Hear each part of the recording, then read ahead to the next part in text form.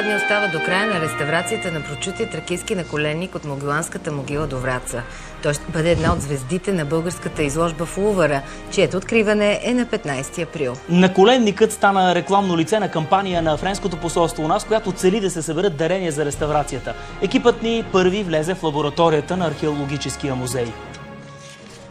Наколенникът е открит през 1965 и е реставриран за първи път 7 години по-късно.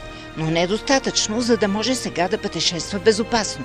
Цели 6 месеца доктор Петя Пенкова работи върху него. Той е сребърен, позлатен, с така наречената листова позлата. Изковавани са тънки листове от злато и са поставени отгоре. Не е избран случайно за рекламно лице на благотворителната кампания. Това беше просто предмета, който се знаеше, че най-дълго време ще се работи, който трябваше да се направят най-много изследвания преди да се започне. Реставрацията му беше най-скъпа.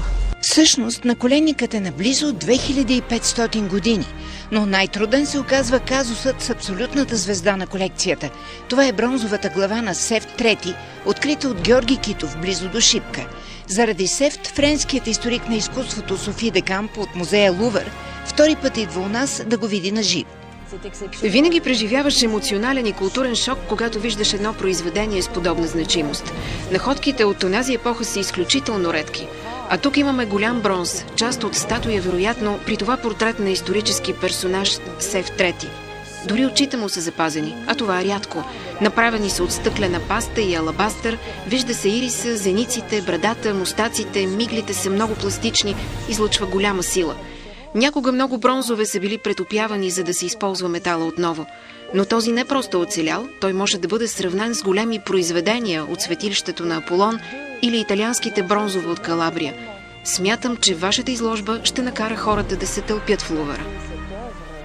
Бронзовият Сефт е крехък и затова българските специалисти са свикали международна комисия, която да реши как да бъде транспортиран до Париж. Експерти от прочутия музей Пол Гети в Лос-Анджелис са изработили проект на добра воля.